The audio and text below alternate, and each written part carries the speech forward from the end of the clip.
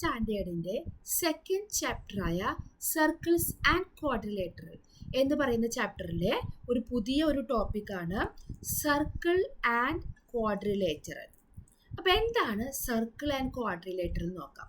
ഇവിടെ നമുക്ക് ഒരു സർക്കിൾ തന്നിട്ടുണ്ട്, ആ സർക്കിളിൻ്റെ ഉള്ളിൽ ഒരു ക്വാഡ്രിലേറ്ററൽ. ഇതിന്റെ പ്രത്യേകത എന്താണ്? ആ ക്വാഡ്രിലേറ്ററൽ ABCD ആണ് തന്നിരിക്കണേ. അതിലത്തെ 4 വെർട്ടെക്സും 4 വെർട്ടിസസും നമുക്ക് എന്താണ് ഈ സർക്കിളിലത്തെ പോയിന്റ് ആവുന്ന രീതിയിലാണ് നമ്മൾ ഈ സർക്കിൾ ഇവിടെ വരച്ചിരിക്കുന്നത്. അപ്പൊ ഇങ്ങനെ ഒരു സർക്കിൾ ആണെങ്കിൽ, അതായത് 4 വെർട്ടിസസും സർക്കിളിലത്തെ പോയിന്റ് ആണ്, ഒരു പോയിന്റ് പോലും അകത്തോ പുറത്തോ അല്ല.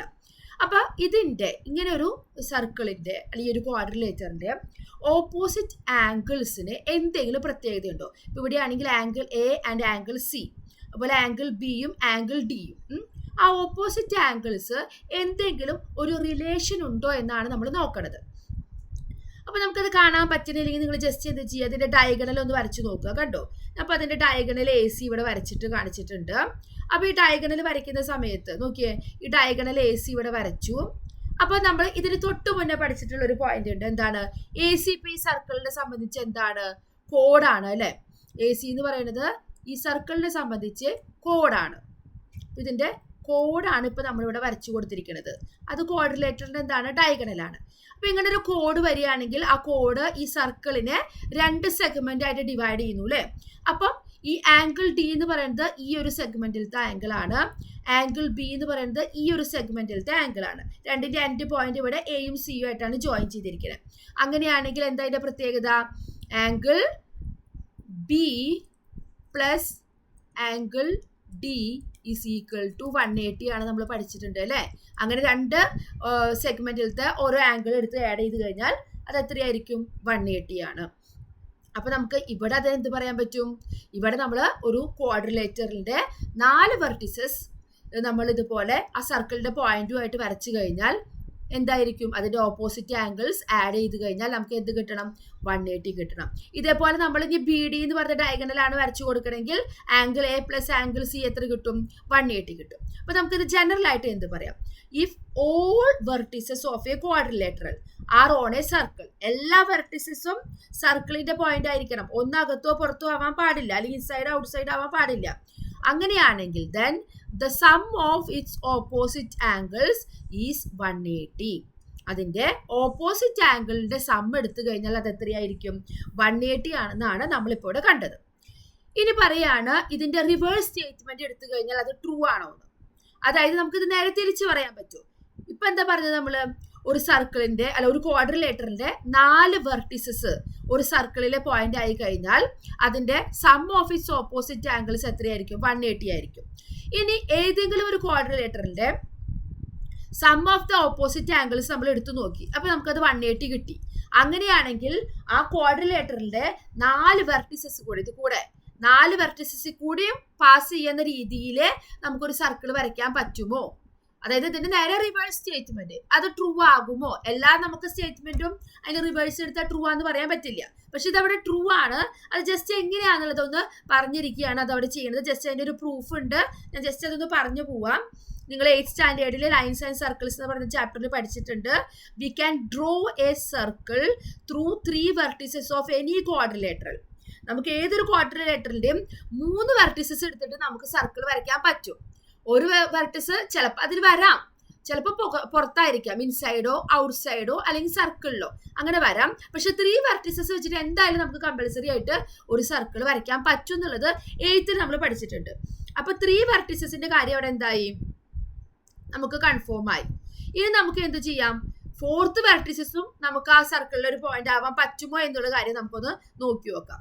അപ്പൊ 4th വെർട്ടെക്സ് അവിടെ പറഞ്ഞിരിക്കുന്നത് may be on the circle എന്നാ. ചിലപ്പോ സർക്കിളിലാവാം, അല്ലെങ്കിൽ it may be inside or outside the circle. അപ്പൊ 3 കൂടെ നമുക്ക് സർക്കിൾ വരയ്ക്കാൻ പറ്റും, നമ്മൾ ഓൾറെഡി കണ്ടു കഴിഞ്ഞു. അപ്പൊ ഇനി 4ാമത്തെ കാര്യം നമുക്ക് കൺഫേം ആക്കേണ്ട ആവശ്യമുള്ളൂ. അപ്പൊ ഇവിടെ നമ്മൾ 2 കേസ് എടുക്കുകയാണ്. എന്ത്? ഒന്ന് ഔട്ട്സൈഡും, സർക്കിളിന്റെ ഔട്ട്സൈഡ് കണ്ടു, ഇവിടെ D നമ്മൾ വരച്ചിട്ടുണ്ട്. ഒന്ന് അതിന്റെ ഇൻസൈഡും. D എന്ന് പറയുന്നത് നമ്മൾ സർക്കിളിന്റെ ഇൻസൈഡ് ആയിട്ടാണ് വരച്ചിരിക്കുന്നത്. ബാക്കി 3 നമുക്ക് കൺഫ്യൂഷൻ ഇല്ല, അതെല്ലാം സർക്കിളിൽ തന്നെ വരും. ഇനി നമുക്ക് ഈ 2 കേസും ഇതുപോലെ നമുക്ക് നോക്കാം.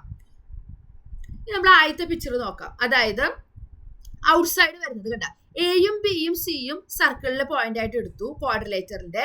ഡി എന്ന് പറയുന്നത് നമ്മൾ ആ സർക്കിളിന്റെ പുറത്തായിട്ട് എടുത്തു. അപ്പൊ നമുക്ക് എന്ത് ചെയ്തു, ജസ്റ്റ് ഇവിടെ ഒരു ഇ എന്ന് പറയുന്നത് വേറെ ഒരെണ്ണം ഉണ്ടാക്കി. നമ്മൾ എ ആയിട്ടും ഡി ആയിട്ടും ജോയിൻ ചെയ്തു. അപ്പൊ നമുക്ക് വേണ്ടത് ഈ എ ബി സിയുടെ കാര്യമാണ് നമ്മൾ ഇത് പ്രൂവ് ചെയ്യണത്. അപ്പൊ നമുക്ക് എയും പിയും സിയും ഇയും സർക്കിളിലെ പോയിന്റ് ആണ് അല്ലെ. അപ്പൊ നമുക്ക് സർക്കിളിലെ പോയിന്റ് ആണെങ്കിൽ നമ്മളിപ്പോ പഠിച്ചു അതിന്റെ ഓപ്പോസിറ്റ് ആംഗിൾസിന്റെ സം എടുത്താൽ അത് 180 ആണെന്ന്. അപ്പൊ ഇവിടെ അത് ഏതാണ്, ആംഗിൾ ബിയും അതേപോലെ ഈ ആംഗിൾ എ ഇ സി എന്ന് പേര് കൊടുക്കാം. ആംഗിൾ എ ഇ സി അതിന്റെ സം എടുത്തപ്പോ 180. അത് ശരിയാണല്ലോ, അത് നമുക്ക് പറയാൻ പറ്റും. ഇപ്പൊ നമ്മൾ ആ സ്റ്റേറ്റ്മെന്റ് പഠിച്ചിട്ടുള്ളൂ. ഇനി ആംഗിൾ, ഈ triangle Nokia triangle A D E, ഈ ട്രയാംഗിളിന്റെ ഒരു ഔട്ടർ ആംഗിൾ അല്ലേ ഈ ആംഗിൾ എ ഇ സി എന്ന് പറയുന്നത്. അപ്പൊ അവിടെ നമ്മൾ വേറൊരു പ്രോപ്പർട്ടി പഠിച്ചിട്ടുണ്ട്. ഈ outer angle angle A E C equal to ഈ രണ്ട് ഇന്നർ ആംഗിൾ കണ്ട്, ഈ ഡിയുടെ അവർത്തിയും അതുപോലെ തന്നെ ഈ എയുടെ അവർത്തെ, ഇത് രണ്ടും കൂടി ആഡ് ചെയ്ത് കഴിഞ്ഞാൽ നമുക്ക് ഈ ഔട്ടർ ആംഗിൾ കിട്ടുന്നുള്ളത് ട്രയാംഗിളിന്റെ പ്രോപ്പർട്ടിയിൽ നമ്മൾ പഠിച്ചിട്ടുണ്ട്.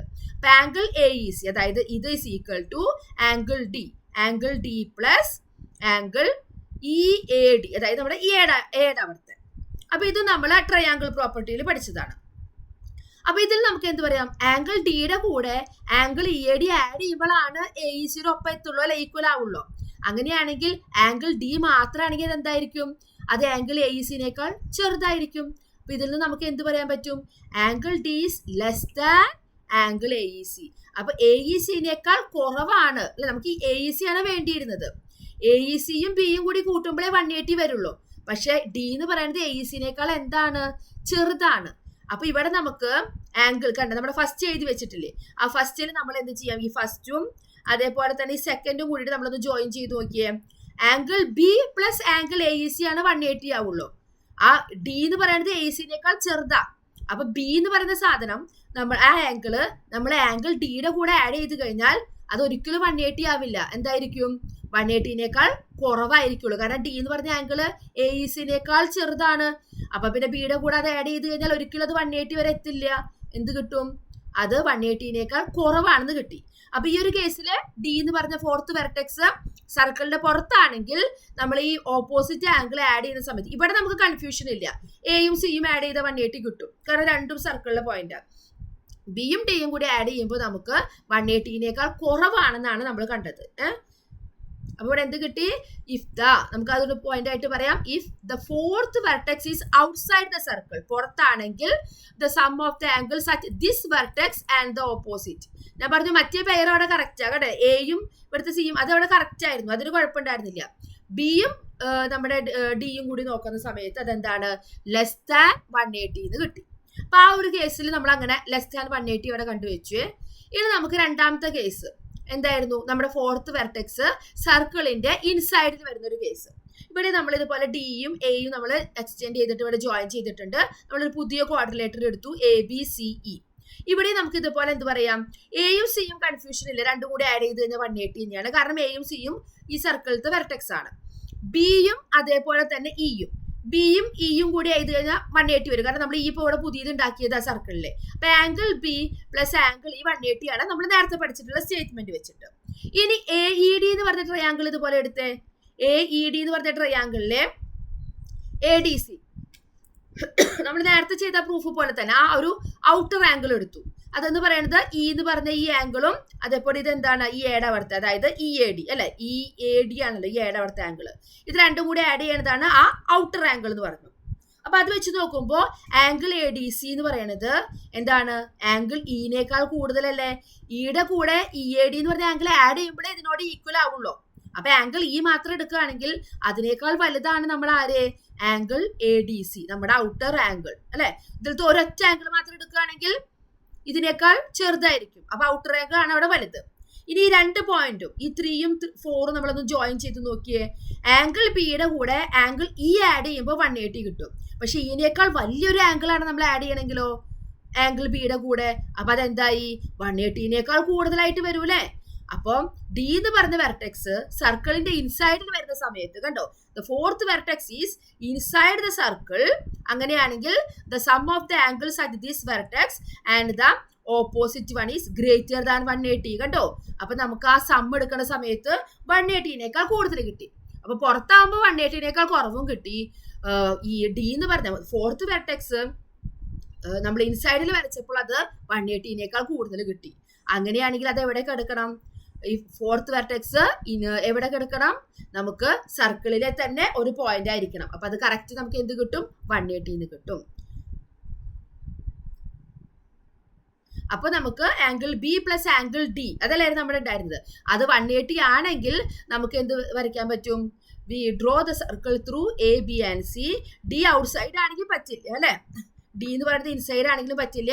അതുകൊണ്ട് അത് ഔട്ട്സൈഡും ഇൻസൈഡും ആവാൻ പറ്റില്ല. D must be on the circle. കണ്ടോ? അപ്പൊ ഇത് ജസ്റ്റ് ആ പ്രൂഫ് എങ്ങനെ വന്നതെന്ന് കാണിക്കുകയാണ്. നിങ്ങൾ ഈ പോയിന്റ് ഓർത്ത് വെച്ചാൽ മതി. ഇഫ് ഇൻ എ ക്വാഡ്രിലേറ്ററൽ, ഒരു ക്വാഡ്രിലേറ്ററിലെ the sum of the opposite angles 180 ആണ്. രണ്ട് സെറ്റും വേണം കേട്ടോ. Then the circle can be drawn passing through all the 4 of its vertices. അപ്പൊ ആദ്യം പഠിച്ച സ്റ്റേറ്റ്മെന്റ് എന്തായിരുന്നു? ഒരു ക്വാഡ്രിലേറ്ററിലെ 4 വെർട്ടിസസും ഒരു സർക്കിളിലാണെങ്കിൽ അതിന്റെ ഓപ്പോസിറ്റ് ആംഗിൾസിന്റെ സം എടുത്താൽ അത് 180 ആയിരിക്കും.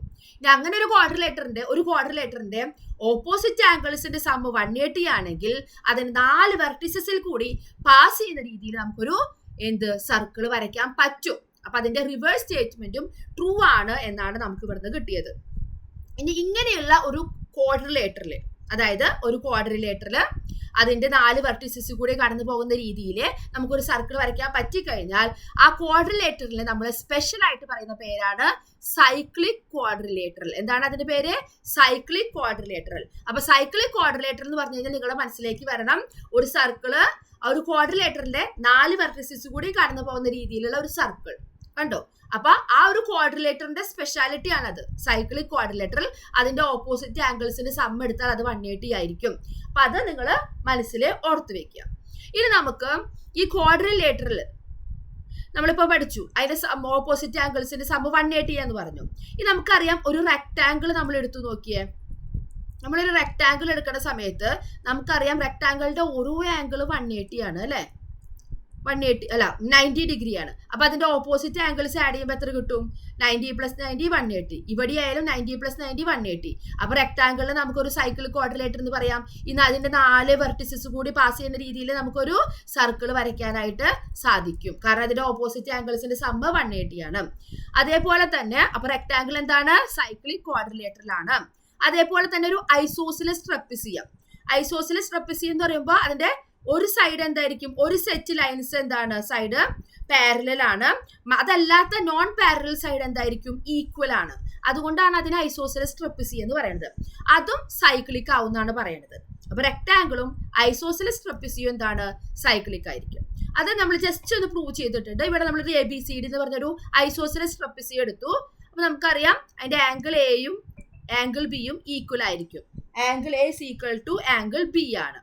ഇനി എ ബി എന്ന് പറഞ്ഞ സൈഡ് പറഞ്ഞില്ല, ഒരു സെറ്റ് സൈഡ്സ് എന്താണ്? പാരലൽ. ഇവിടെ എ ബിയും സി ഡിയും ആണ് എന്ത്? പാരലൽ. അങ്ങനെയാണെങ്കിൽ angle A plus angle D എത്രയാണ്? 180 ഡിഗ്രി ആണ്. അതായത് അഡ്ജസ്റ്റന്റ് ആംഗിൾസ് ആഡ് ചെയ്ത് നമുക്ക് അവിടെ 180 കിട്ടും. അതാണ് അതിന്റെ പ്രത്യേകത. അതിൽ നമുക്ക് എയും ബിയും ഈക്വൽ ആയതുകൊണ്ട് എയുടെ സ്ഥലത്ത് നമുക്ക് ആരെന്നെ സബ്സ്റ്റിറ്റ്യൂട്ട് ചെയ്യാം? ബിനെ സബ്സ്റ്റിറ്റ്യൂട്ട് ചെയ്യാം. അപ്പൊ angle A plus angle D equal to 180ക്ക് പകരം നമുക്ക് എന്ത് എഴുതാം?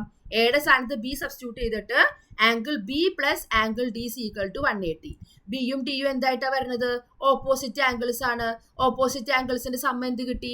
180 കിട്ടിയും. ഇതേപോലെ നമുക്ക് ആംഗിൾ എ പ്ലസ് ആംഗിൾ സിയും 180 എന്ന് പ്രൂവ് ചെയ്യാം. നമ്മളിപ്പോ ഇതൊരു സൈഡ് എടുത്തിട്ട് ചെയ്തത്. അപ്പൊ നമുക്ക് എന്ത് പറയാം? ഈ ഒരു ഐസോസിലസ് ട്രപ്പിസിയത്തിന്റെ 4 വെർട്ടിസസ് കൂടെ പാസ് ചെയ്യുന്ന രീതിയിൽ നമുക്കൊരു സർക്കിൾ വരയ്ക്കാൻ പറ്റും. അപ്പൊ ഈ ഐസോസിലസ് ട്രപ്പിസിയം ആരായിട്ട് മാറി? സൈക്ലിക് ക്വാഡ്രിലേറ്റർ ആയിട്ട് മാറി. അപ്പൊ റെക്ടാംഗിളും ഐസോസിലസ് ട്രപ്പിസിയം എന്താണ്? സൈക്ലിക് ക്വാഡ്രിലേറ്ററിലാണ്. അപ്പൊ സൈക്ലിക് ക്വാഡ്രിലേറ്റർ എന്താണെന്നും അതിന്റെ പ്രോപ്പർട്ടി എന്താണെന്ന് നമ്മൾ പഠിച്ചുല്ലോ. അപ്പൊ ഇത് വെച്ചിട്ടുള്ള ക്വസ്റ്റ്യൻസ് ആണ് നമുക്ക് അടുത്ത വീഡിയോയിൽ ഡിസ്കസ് ചെയ്യാനുള്ളത്. അപ്പൊ അതുമായിട്ട് നമുക്ക് അടുത്ത വീഡിയോയിൽ കാണാം. താങ്ക്